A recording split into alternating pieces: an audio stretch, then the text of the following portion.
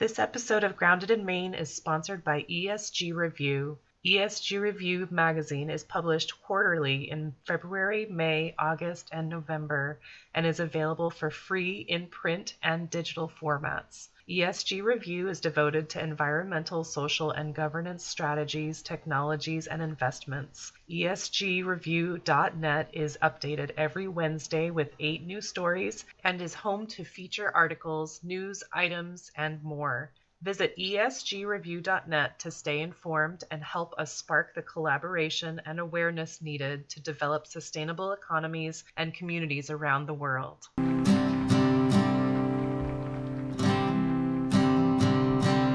There's a place where there's no trouble, no more pain, no more struggle. Grounded in Maine podcast is an open conversation about how we show up for the world. I started this podcast out of a desire to learn new ways to be sustainable because the word sustainability is big. It can be overwhelming, and I just wanted to learn, different ways to try to be part of the solution and not feel like it's too late. So I am talking to people who are doing different things and learning so much. I hope that you are too. Hi there. Thank you so much for listening to Grounded in Maine today. My name is Amy Fagan, and my guest today is Brenda Simmons. And Brenda was just so easy to talk to. I loved talking to her, and she just, like me, she's got stories, and she loves to tell stories. She has lots of stories, which is, of course I love that. But she had me on her podcast just 2 weeks ago, and while we were talking, it was just so fun, and she was talking about how she likes to make bread from scratch, like from square one, like using the oh my gosh, freshly ground wheat berries. So she from scratch. And she makes her own jams, and she makes freezer jams and stuff like that. So she's got lots of sustainability stuff under her belt, and I just thought it would be fun to share. And she's going to talk about that, of course, but she's also going to talk about her podcast, because I think on the personal sustainability side, her podcast is called Be You, Your Purpose, Your Story, or Your Story, Your Purpose, something like that. Anyway, it is so good, and I think that there are so many people, women specifically, because it's geared toward women, but there are just so many people that are lacking that positive support system in their lives. And I think that this would be a real help. I think it's something that, women could use as a cheerleader, or, just a positive reinforcement. And then, we can also share these with younger people, because they are most likely lacking as well. So I just think that it's such a great podcast. She's so easy. And I just really like her. So I hope that you guys too, if you love this podcast, please feel free to give it a share to someone that you think that would enjoy it. Feel free to rate and review wherever you're listening. I love the reviews, especially because it lets me know anything that I might need to fix, and it also lets me know who's listening. So feel free to rate and review wherever you're listening, of course. If you hate the podcast, please let me know, because I want to be providing value. And if I'm not, I want to make sure to fix that for you. But thank you so much for listening. And I'm going to get right to Brenda. So I hope you have a great rest of your day, and we'll talk next time. My guest today is Brenda Simmons, and I was on Brenda's podcast just a couple weeks ago. Brenda, I'm so happy to have you on. We really hit it off, and we had so much to talk about, and I'm thrilled to be able to continue that. So thank you so much for being here. How are you today? I'm so good. And I'm so happy to be here with you too, Amy. And again, I felt the same way. I just thought our conversation was so much fun. And I'm so excited that we get to continue it again today. Yay. And so Brenda has a podcast and it is called Be You, Your Story, Your Purpose. And it's a newer podcast. How many episodes are you? Yeah. So I have just published my 21st episode. I started at the very beginning of October this year, and I'm loving 21. It. Yes, because I put out 2 a week, and so I've probably got another 8 or so in the queue. So just trying to build up a little bit so I can take a break over Christmas. That's awesome. Wow. And is it not the most fun thing you've ever done? Or maybe not ever done, but I love it so much. Yeah, I like yesterday I interviewed a lady from Vancouver maybe a week or so ago. I interviewed another one in Australia, another one in England. I'm like, I love networking. And I was telling a friend of mine the other day, like, I get to network all over the world now. Like, it is a blast. I love it so much. Yeah. And it's like, yeah, totally. I mean, it's like so fun to get to know people. And it's educational, but it's not like super formal. There's something about it that's just so energizing for me. And I totally get that you feel the same way. And it's amazing to me, really, the everything that opens up just because of podcasting. Because when I first started, I was like, I don't even want to push play or record on this because I know it's not going to be good. And I'm going to want to record it like 17 times and I'm still not going to be happy with it. And now I'm just like, whatever, record. Right. I have a mentor that said, it's okay to first put out B minus, like shoot for that. You don't have to be perfect. It's just that you will be rewarded with your efforts and you're going to learn as you go. And that's totally true. My first one, I was like, oh my gosh, this is like so bad. I mean, if you wait until you're ready and you're perfect, it's too late. Yeah. It's too late. Exactly. Yeah. Exactly. And so I've made a lot of revisions in just the couple months, 3 months that I've been doing it. And, but I think that learning process is part of the funness of it. Totally. Yeah. I mean, as you feel more confident, as you talk to more people, you're like, oh, that totally works. Or that was bad. Don't do that again, Amy. Right. Something like that. Yeah, absolutely. And so Be You, Your Story, Your Purpose, like tell us about that. So when I first decided I was going to do a podcast, I seriously was like, I don't know what to even do one on. I just knew that I needed to, right? And so I just did a lot of soul searching, what is something that I wish that I had just along my own journey. And I decided that I wish somebody had helped me understand what the point of it all is. What is my purpose in the here and now? And so that's what I decided to do, was to help women to know that, their purpose actually is in their own story. They don't have to go looking somewhere else. They don't have to be somebody else. They can be who they are, and they can know that the purpose that they are, like, not just in the moment, but grandiose, right? Their whole life. They can find that in their own story. They just have to look for it. Right. Absolutely. I mean, and it's so cool to think that we are all like this puzzle piece in this huge puzzle. And if our puzzle piece is not in that puzzle, it's not whole. And so, right. We're all a part of it. Yeah. And everybody has value. And that's what I love is bringing that to life, just to see, okay, in this person's corner of the world, this is how they're making a difference, and it's important. And even if that difference is only to themselves, it's important. Right. Absolutely. And I mean, everyone, and right. And it's all like who you're touching, and like you said, even if it's just yourself, that's important too. But if there's like, if you can touch 100,000 people. That's awesome. But if it's just one person and you have this loyal person that's going to follow you forever and just like be your favorite, your favorite person on social media or whatever, that's awesome. But the reality is it's never just you, right? Like you may think it's just you, but have you ever heard of the butterfly effect? Mm. Okay, so the butterfly effect I can't even, there's a book written, it is that the title of the book, The Butterfly Effect.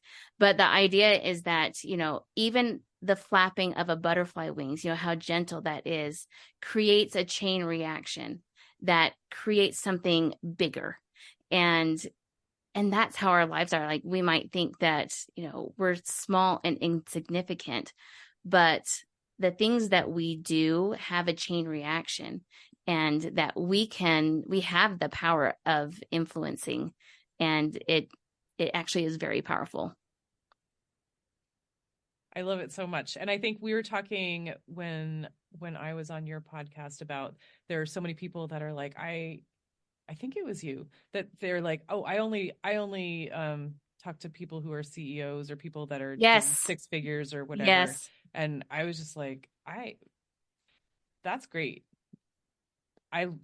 There's so many people that are being missed with these great stories and these lives that are just like dying to be shared. Right. And it doesn't have to be big. Yeah. Amy, I loved so much that you came on my podcast and talked about making jam. I just thought that was so awesome, because it's like, it's just life, right? And everybody's story is different, and what impacts them is different, and what you make of it is inspiring. Right. Yeah. And there are so many people. Like I think, I can't remember if I told you or not, but I had a guest on my podcast who wanted to talk about, in the sustainability field, like she makes her own broth. Mm-hmm. And somebody might be like, but I mean, if you think about broth, I mean, so she, she's a vegetarian, and when you're cutting your veggies, you just put a bag of the scraps in your freezer, and so you just keep it in there. And then when you want to make broth, you literally just take that out and you put it in a pot with water. It costs $0. So easy. It costs $0. And then if you buy it at the store, you're getting these cartons that are like $5 a piece. They're coated in wax or plastic. So you can't compost it, you can't recycle it, you literally have to throw it away. So it's going in the trash and it's adding to the landfill, and it's not necessary because you can just use your scraps. Right. I'm not vegetarian. So one of my favorite things to do at Thanksgiving, which we just had, is to take all those turkey bones and I make my broth out of that, and I love, and we just simmer it. And I tell you, it's good stuff, and I put like the carrots and onions and, all the veggies that I want to simmer in with it. And it's just, it is good stuff. Yeah, absolutely. But, and the great thing about that is, excuse me, aside from it costing $0, you know exactly what's in it. There are no preservatives, there's no chemicals or any, there's no like plastic or anything coating it. You know exactly what's in it.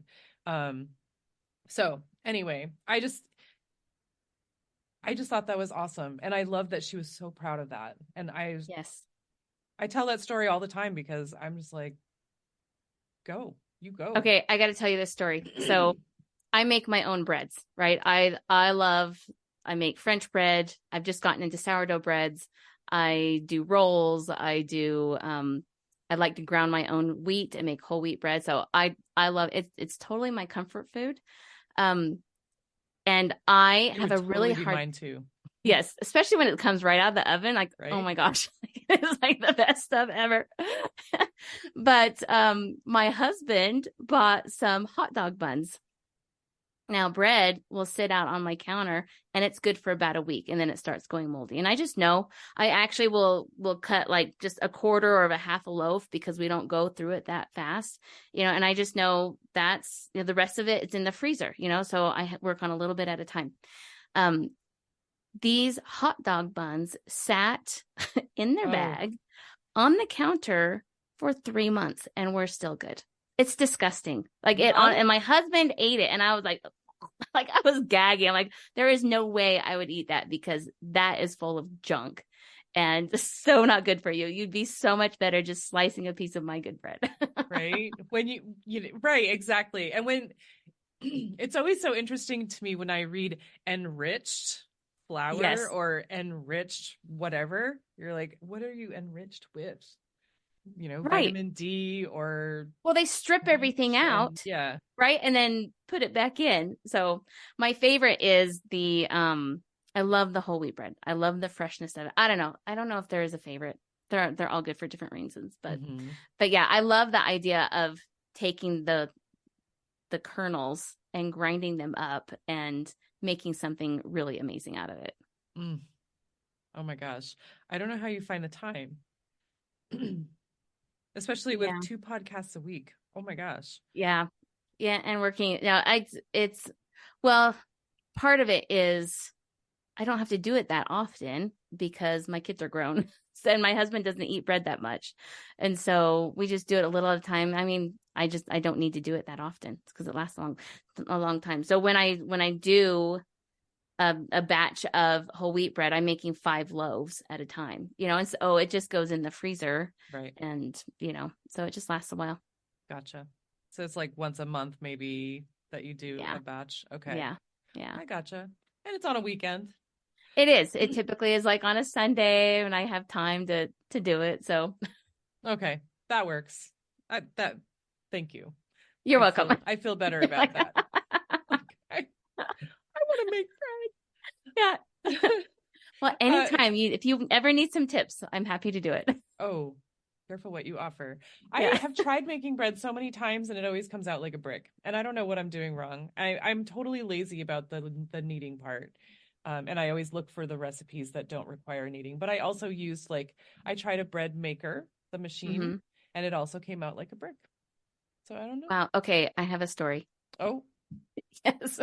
So my very first time making bread, I was a freshman in college and I decided I was going to do this because it was my favorite thing. It really was my comfort food. And I was missing home. And so I got the recipe from my mom. And when I first started making bread, I needed it on the counter, right? But what I didn't realize was that I had killed my yeast. And so it didn't rise. So you can over knead it? No, what happened was my water was too hot. So when you put your yeast in, you want just lukewarm to slightly warm water, right? And so that's kind of the magic of getting it going. If your water's too hot, then it kills it. If it's too cold, it won't really activate, or it will take a long, long time, right? So I decided, well, maybe it will rise in the oven when it's cooking. That did not happen. So I had all these. I actually made bricks. Well, I lived on the 3rd floor of my dorm, and I decided, these are really strong. I wonder how many times it would take for them to break, dropping them off the balcony of my dorm. And so I got all my roommates and we dropped this 13 times, dropping it from 3 stories. It was powerful. Did you have to go down the stairs every time? Oh, we did. It was, we laughed the whole way. We thought it was so We're funny. in our teens. Exactly. I would not do that now. Not 13 times. Yeah. No, but now I have a Bosch mixer, which I absolutely love. Love, love, love. In fact, when I first started using a Bosch, I did a trade out because my husband worked with a guy who was divorced and he had a Bosch, but no way to make bread. And so I said, hey, if you let me use your Bosch, I will bake you bread. And so it was a great trade out. And I just kept him supplied in bread and I could use the Bosch whenever I wanted. But your tools is what really makes it super good. And so I will stand by my Bosch mixer all day long, every day. So it's awesome. How is that different than a KitchenAid? I'm just curious. Yeah, I'm not exactly sure. There is something about that bosh that when it mixes, it actually warms up the dough. And I don't know that a KitchenAid really does that, but it's so fast. And sometimes I'll have to take the lid off to cool it off a little bit because it can get too hot. But Wow. yeah, it's the mixing is where the art comes in bread, and how much, and I'll kind of look, I know how it's supposed to look. So I look for the texture and how it looks. As you turn it off, it'll kind of look all swirly inside. And and so it's just, I don't know, it's just how it is. I'm getting all But hungry. I know it's good stuff. But yeah, that's the art of the bread making is in the mixing. Okay. Yeah, I know part of my thing with bread is that I hate the messy part, like on the counter, the kneading on the counter. Mm-hmm. I hate the cleanup part, and so I prefer to not do that. And so I've used like I have like a pie crust. It's like a silicone mat. Oh, I yeah, think. yeah. Yeah. And it always slides, and so it drives me crazy. And then I've tried like parchment paper and wax paper and like all these things just to try to keep from the counter getting all gross. And nothing seems to work, and so I just have to make the counter gross, and Mm-hmm. it takes forever to clean. And oh my goodness. But so I look for the no need. I look for the no need recipes. And they still come out like bricks. Doesn't matter what I do. Yeah. So I do the quick breads. Yeah. And I That do the works too. muffins. And I do the works too. brownies and the cookies. Yeah, my sourdough bread recipe you don't need to knead it. Well, you still put it out on the counter. I've just got to where, once I always clean my counter really good. And then once I finish kneading it, I just put a whole bunch of water and just let it soak. And then I just take a scraper and scrape it off, and it takes me like 2 minutes. So That's a good tip. Yeah. Because I'm like it's all gummy, and I'm like, yeah. And then Yeah. the scrubber part of the sponge gets all full of blah. Yeah, that's gross. Anyway, yeah, Well, I actually have a really funny works- story about you go right ahead with yours, but I have a funny story too. Okay, yes. So I have like a pastry cutter, and sometimes because it's nice and flat, and so you can scrape it because it'll scrape a hole. You just anything that a spatula, like a metal spatula or something like that. Yeah. Smart. Yeah, that works out really well. Okay, tell me your story. Wicked smart. I lived in Utah for a year because you're living in Utah. I'm right? in Utah. Yeah, yeah. I lived in Utah for 1 year. I moved away, and when I was there, I also got homesick. And I think I told you my apple preserve story, right? Yes. Yes. You did. So I started. I make apple preserves. It's one of my favorite jams from my jam business currently, and my story for that is that I was homesick, and in Utah, when I was there, at least I could not find apple jelly in the stores, and so I had my mom send me some. And so it reminds me of my mom every time, and my mom passed away like 8 years ago. But so I think of my mom every time I make it and every time I have the apple preserves. But I also I had this craving when I was there for rice pudding, which I ate it whenever I was with my grandmother, but I was like, meh, sure. But then like I just had this craving for it when I was there. And so I had my mom also send me the recipe for that. And I made this recipe for rice pudding, and oh my gosh, it was so amazing. And it made so much. It was like a gallon of milk. You don't realize it. And then you have to stir it for like, I feel like it was like 4 hours because this was like 30 years ago. But and I was I've never made rice pudding. I like it. I mean, there are so many different ways that you can make it, but my grandmother's was like, there's it's all love because you're standing in over hot milk for like hours stirring it so it doesn't scald. Yeah. And so that there's love in that. Yeah. Because if you don't love somebody, you would not doing that. You would not do it. Yep. But anyway, there was lots of rice pudding for everybody for days. Yeah. But can you freeze that? Probably. Yeah. Probably. Did I? Nope. It's just It's like, that's all you eat, right? Yeah. Well, I mean, shoot, I was 19 years old and I didn't have lots of food. Right. I worked 2 part-time jobs at like $4 an hour. Isn't that amazing? It was crazy. And I ate pretzels because I worked at a pretzel store. So yeah, I ate rice pudding. But it was good. I had a friend who worked at a sandwich shop when I was in college, and she was totally on her own, made hardly anything, and she lived off of leftover bread from the sandwich shop. Like she would come home with garbage bags full of, I'm not even kidding, of like the long rolled sandwich. Yeah. So I worked at a sandwich shop too. Did you? In Utah. Yeah. What part of Utah did you live in? I lived in Provo. I worked in Orem. Okay, what was the name of the sandwich shop? Blimpie. Oh, okay. And I worked at the Gosh, they haven't been around in a while. And I worked at Pretzel Time. Okay. What year were you here? An awesome job. 93. I was here then too. Shut up. Yes. That's when, fall of 92. I was a freshman. Yes. So we were in the same city at the same time. Oh my gosh. Yeah. Were you in Provo or Orem? I was in Provo. Crazy. Oh my gosh. Yeah. That is so cool. It was like the most fun year of my life. But I was very poor. Yes. I did not have a car. I took the bus. I walked a mile both ways. I had my bike and I biked everywhere. It was, but that's how it was. It is how it was. And it wasn't a big deal. I took a Greyhound bus 3 days from Maine to Utah to move there. And so I had like a suitcase with clothes. Right. That's what I had. No bike. That's taking a big leap, right?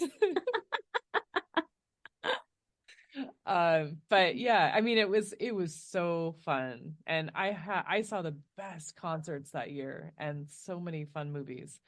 Anyway, sustainability. Yes. But you also make jams and jellies, Brenda. I do. Yes, I do. And you make freezer jams and jellies. Yes, I do. Which is very cool. I do not make those because I don't have room in my freezer. For me, that is my grandma's story. So my grandma, both of my parents grew up on farms in Idaho. And my mom's parents sold theirs, but my dad's parents lived, like my uncle still lives there, right? And it's all, the farm's still in our family. But going up to my grandma's house, and I mean, on a farm, the closest town is miles away and there's nothing there because it's so tiny, right? But I remember going to my grandma's house and she always had homemade bread and always like gallons, and I'm not even kidding, gallons of strawberry freezer jam. And so good because she would have this massive strawberry patch. And so she'd go out and she'd pick all of her strawberries on her farm and then she would make the jam out of it. And that was just another comfort food. But and then once I got on my own, I was like, I want to learn how to do that because I had done other like the cooked jams, but I just like the freshness of the freezer jams best. And so I started doing other kinds. I do blackberry. My favorite actually is raspberry. I love raspberry freezer jam. It's so good. Everybody loves raspberry jam. Yeah. I don't know that I've had raspberry freezer jam, but you said that your son's favorite is dandelion jelly. Okay, is it yes. Jam or jelly? It's jelly, right? Because it's, I guess it would be a jelly because you don't have any fruit, quote unquote, in it. So yeah, it's not my favorite, but I actually learned about this at a library program. I went to the library and they were teaching about preserving and making things, and they had this recipe there for dandelions or dandelion jam. And my kids were real little, and I just thought it would be a really fun family activity. Let's go out and pick dandelion flowers. I mean, who doesn't want you to come out and pick those dandelion flowers, right? Right. And so, but I thought, okay, it's got to be in a field with a lot of them because I know they haven't sprayed, right? And so I would let my kids loose and they had so much fun. And what you do is Just you let 'em basically, loose. I know, let them loose. Just Free pick range. as many yellow flowers as you want. Right? So you boil the flowers. I mean, the whole dandelion plant is edible, right? It's just the greens are real bitter. But you boil the heads of the flowers and you put honey in it. So to me, and I think there's lemon in it. I haven't made it in years because again, it's not my favorite. But so if mom doesn't like it, Right. it doesn't Mom get has made. a little bit of pull. Yeah, exactly.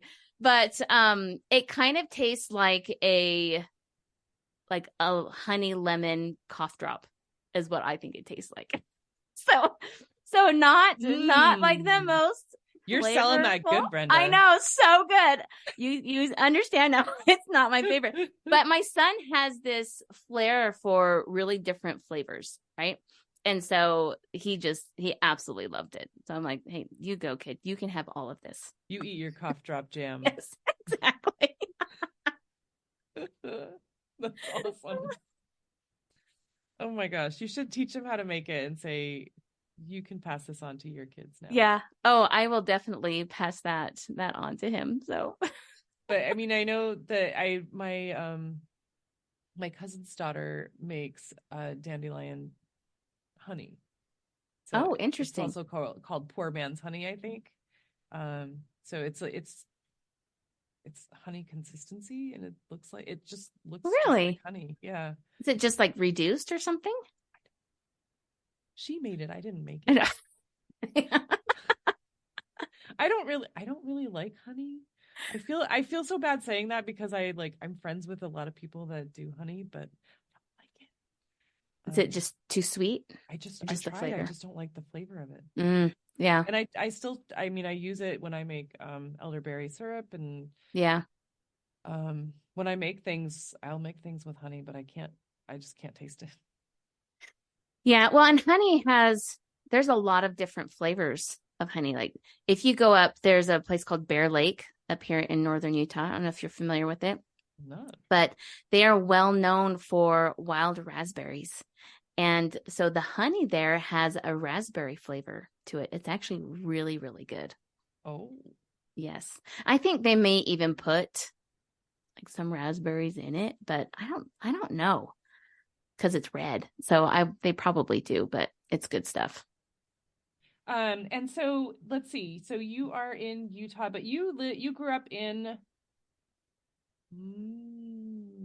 Montana? Nope, Bay Area, California, in the middle of the city. There was an M. Well, then so my husband and I were married and we lived in Arizona and then we moved to Missouri. And that's really where my kids grew up, was in Missouri. Yeah. Okay. There was an M. I think. Yeah, you were right. Okay, but you grew up in California. Yes. Okay, and that was the city. So you grew up in the city and then you lived in the agricultural area. Yeah. Okay. I fell in love with small town America though when I was in college because I did an internship for the Utah Division of Wildlife Resources down in this little town called Ephraim, Utah.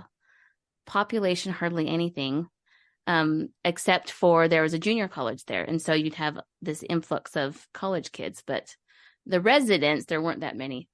And it was one of those little towns where everybody would say hi with the they'd be driving down, and they'd say hi with the finger. Yeah, right? Yeah. Hey. Right. That was so fun. Okay. And I see. I love people do that in Maine, I think, it's like, or I don't, how do you, I'm trying to, yeah, it's like part of your hand or something. Right. So, but I just loved the quaintness of it. And, I loved getting to know the people who lived there. And I just thought, man, this is so amazing. I just felt such a connection to Earth, And I mean, it certainly helped that the job that I was working in, but, yeah, I loved it. I just thought, I don't ever want to live in the city again. Of course I'm there, but Here I am. here I am, right? That's life. Oh gosh, it's funny how we do that. I mean, I totally I call myself a wannabe farm girl, but I'm such a fair weather farmer. People have said, "Oh, you should get a job working for a farm and like gardening and stuff." I'm like, "No. You don't understand. I don't like sweating. I don't like bugs. I don't like weeding. Like I don't like all those things. Nobody would want to hire me." Right. It's hard work. Yeah. It's really hard work. Is Maine humid? Yes. It is, right. Well, and that adds a big factor as well. Yeah. Yeah. I do not like the humidity. I don't like the Yeah. heat. I don't like the bugs. Yeah. So that's that would not be a good job for me. But I totally can appreciate I do miss the dry temps. The dry weather in Utah. Yeah. Yeah. Having low humidity, like you don't know what that is like until you try it. And it's pretty amazing, I will have to say. Right. I'd love to hear more about that internship though. That sounds really cool. Yeah. So I actually have a degree in wildlife. And that was kind of a funny story. I grew up camping and my dad would take us on backpack trips and stuff like that. And when I was trying to figure out what I wanted to do with my life, I went to the Career Center and said, I cannot work at a desk. And so they gave me, I'm not kidding, like a 3-inch volume of jobs that are not desk like an jobs. Encyclopedia, right? It was literally like reading a dictionary. And so I came to this one that said forestry, a person who takes care of the forest or whatever it said. And I thought, that sounds like fun. I will do that. What degree requires the least amount of chemistry that I'm in? So that's how I decided my degree. I love that. You're so practical. I know, totally. Like I knew what I wanted, right? These are my boundaries, right? And but part of that, I did several internships. And so my first internship was working down in Ephraim for the Division of Wildlife Resources. And it was really cool because we would go out into the forest and like the BLM, Bureau of Land Management land, right? Not Black Lives Matter. This BLM was there first. And so we'd go out onto all of like these state-owned lands and we would do studies, like plant studies on areas that had been either burned or had been chained. So like if they're trying to control like an invasive species, sometimes they'll take these big long chains attached to 2 tractors and they'll drag that chain and kind of just, dig up the ground and pull up some of the plants that they don't want there. Oh, wow. And yeah. And so we would go back and do these plant studies and literally counting the plants that were in, a specific area. And so this is like after they dug the invasive plants out, you're like counting what's left over? Yep. Well, not like immediately. Like we would go back like a year later and some of the places were like 5 years later, and so that every year they would go back to see how, what was the difference in how things grew up. And so we had these grids that we would put on specific places so that it was the same spot, right, every single time. And we would just count our little hearts away. But part of that was I had to know what the plants were. And so part of that came from obviously education with my degree, but that was really fun to be able to go out in the world and actually see it, in person. Totally. So that was that job. And then I had a few more internships with the Forest Service. So one I worked out of Evanston. Another one I worked out of like Heber, Utah. So yeah, that was super fun. That one I did jobs on. We did like hawk, so it's accipiter.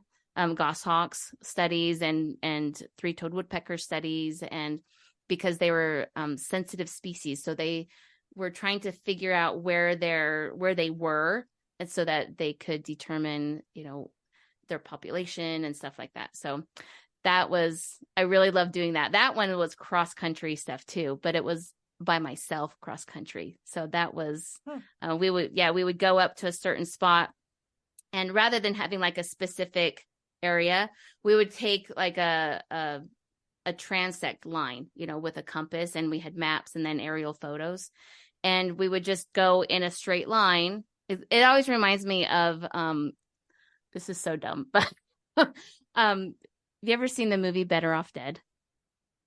Okay. I think I've decided that this was like a cult classic from where I grew up in California. It was made in the 80s. It is a very, very funny movie. And I have so many quotes that I still quote because it's just one of those movies. Anyway, so in that movie, this weekend. Yeah. So in that movie, the main guy has to be in this skiing competition, right? And so he's got his sidekick that says, go that way really fast, and if anything gets in your way, turn. Right?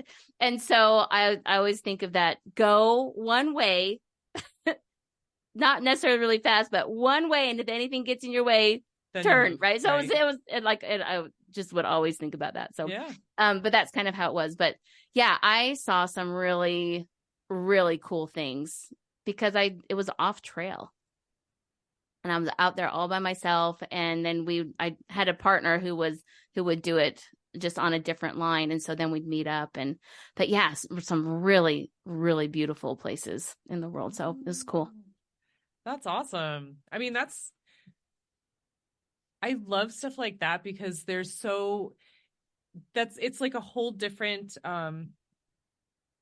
angle. I've talked to a bunch of people on the podcast about stuff like that. Like there's this girl who is she is sailing the world with her significant other, and they're like I say studying, but like they're noting where the sustainable places are. Nice. And this guy Noah has a climbing and guide service, and I love following stuff like that because there's so much to be said for finding awe and like just appreciating nature for what it is, and knowing that because you can appreciate that, because you can see that, feel that awe, that you're going to take care of that. And so in that sort of vein, you would be, taking better care of it, so you'd be more sustainable. But absolutely, I love just the idea of finding awe in life and in the world. I think it's so important to be able to do that and not just be like, meh, there's some leaves, flowers, right? Well, and I think it takes noticing, right? I mean, things become so commonplace that we no longer, quote unquote, see them, right? I remember we moved here from Missouri, and, Missouri is rolling hills. There's no mountains there. I mean, they say there are, but they really don't. They don't compare to the Rockies, and where I'm at. I think Maine is the same way. We're like, oh, mountains, like. Yeah, exactly. Have you been over here? Yeah. Have you seen these mountains? These are mountains. Exactly. So when we moved here, I mean, the mountains where I live are just huge, you've lived here, so like it's different, and I just remember saying, I want to never lose the awe for the mountains, but what I've noticed is it takes intentionally looking, and noticing the details. Oh, when the sun is coming up and you see not only the color of the sun on the mountains, but it's the shading, or it's the, how they look at sunset. And, when you see Earth's, my favorite is when you've got the snowy mountains and it's dusk. And so, you've got Earth's shadow that comes after the sun has set, right? And so it's this really really dark blue, but it's not navy yet, and it's just stunning. So stunning. But yeah, it's intentionally looking and observing and feeling it, Yeah, totally. Oh my gosh. This is so awesome. I know you have a concert, so I want to respect that. But I just love what you're doing, and you have so much passion for it. It just like comes right out of you.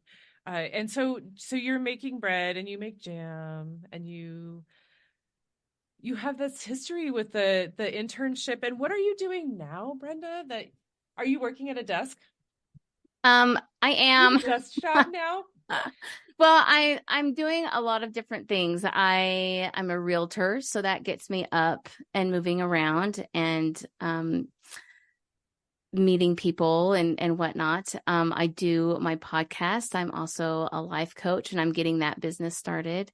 And I've got a friend who lives out in Missouri, and we're working on starting up a couple of other different businesses. So I've got a lot of fires going, but the mental challenge is really fun for me. I love being able to figure things out and putting the puzzles together and making things come alive. It's really, really fun. That's so cool. But what's interesting though is if I am too long at my desk, I have to have some mountain therapy, or at least go on a walk along a river, or, I've got to get out and just recalibrate. And if I stay away too long, it's harder in the winter, because it does get so cold, but I still at least take my dog for a walk. It's just that recalibration of just being outside. And again, just looking and being observant and feeling like I am a part of the earth, and that to me is really, really important. That's so cool. That's really cool. I mean, I think that just makes you feel so connected. And it's so important to feel that. Absolutely. It is. And there's this dichotomy of, I am in my own universe, in my own world, like I play a big role, right? But at the same time, in the universe and in the world, I'm very small. And so feeling both of those at the same time, I don't know, there's something about that that's really, really grounding. Sure. But then still, even though you're a small part, I love that. Thank you. You're welcome for that. So Brenda, when I say the word sustainability to you, what does that mean? Well, it reminds me of when I was back in school, and, there was always this difference between conservation and preservation, right? Preservation was don't touch it. You just leave it the way it is. Whereas conservation meant more, we're going to use the land in a very responsible way so that we can use its bounties and also make sure that other people can use it as well. And so to me, sustainability really takes on more of that conservation feel to it, where, we're able to take advantage of what the earth has to offer, because she does offer an awful lot. And that is what it's there for, right? I'm not saying we should never preserve, because I think there's a time and a place for that. But to sustain, to have that sustainability means you are going to be using it, and you are going to harvest the bounties, so to speak, not just in farming, but in other places too. But then making sure that that is there for other people behind you. So I used to teach leave no trace to scouts and Girl Scouts and different things like that. And the principles of leave no trace are to make it look as if you were never even there, right? And so I love that because it makes you look at how you are impacting where you've been, and then taking note of, okay, how can I make sure that other people are able to use this land the way that I have been able to, because I got it when it was really nice, or improving it, right? Right. Yes. And I totally get that. And I always sort of have that same mindset of like, leave it better, or, at least as you found it. Absolutely. Yeah. And I don't know where that came from for myself, but I can totally appreciate that. Like, let someone else enjoy it as you did. Right. That's really cool. And I never really thought about that, preservation versus conservation. I never considered the difference. That's really interesting. Yeah. They're both important for different reasons. Yeah. Cool. Thanks for that. You're so welcome. And so I definitely want people to check out the podcast. So be you, your story, your purpose. Check out Brenda's podcast. And how else can people find you or follow you if they want to hear more from you? So I'm on Facebook primarily. I do hop on Instagram. They can find me there. I'm at Brenda Beams Simmons. So Beames is my maiden name. So you can find me there. I also do links to, because I'm just getting started on my podcast, I don't have all my social media stuff up for that yet. So I do have a presence on social media with that, but it's more, I'm just kind of dropping the link kind of a thing. But yeah, you can always find me on my social media, or you can even email me at brendatsimmons@gmail.com. Oh, the email. Yes. Awesome. Okay. Very cool. Well, thank you so much, Brenda, for sharing that. That's so great. I just love it. I love hanging out with you. I know. I wish we lived closer. We'd have a lot of fun. Utah is on my bucket list. I know I lived there but I was working part-time jobs and I had no money. I had no car. I had no bike.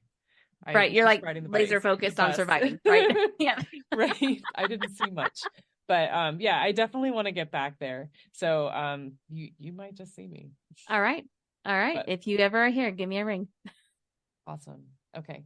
Thanks again. And everyone, definitely check her podcast out, and we'll see you next time. Awesome. Thank you, Amy. Thank you. I just want to take a moment and thank my guest again for speaking with me and sharing such great information. I also need to thank Buzzsprout for hosting this podcast, for Jane Bolduck and her amazing music genius, for Becca Coffron and her beautiful artwork. And I'd like to thank you for listening. Please check out the show notes. I'm going to have links posted in there if you would like to follow this guest and learn more about them. Thank you again. We'll talk to you soon. There'll come a day, my mama told me, when I find love to have and hold me, a heart that's strong and so sincere. Just tell me, how do I get there from here? Oh, tell me, how do I get there from here? 'Cause here and now I'm so far down that mercy's bound, yeah, to find me.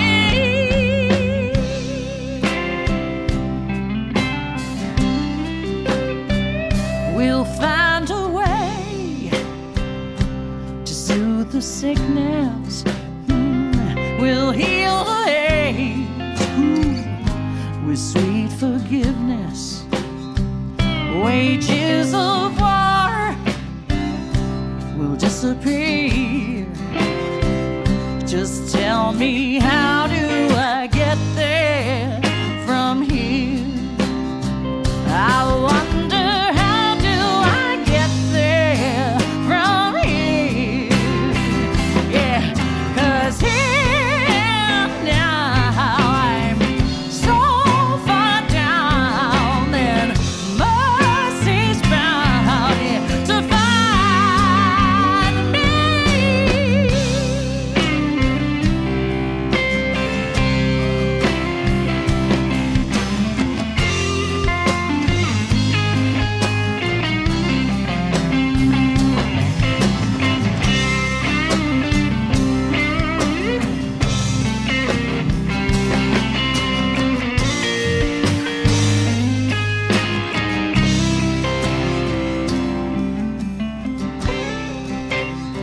When that state of grace has finally found me, will there be music, ooh, and good friends around me?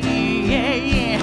And I'll just smile through happy tears and wonder,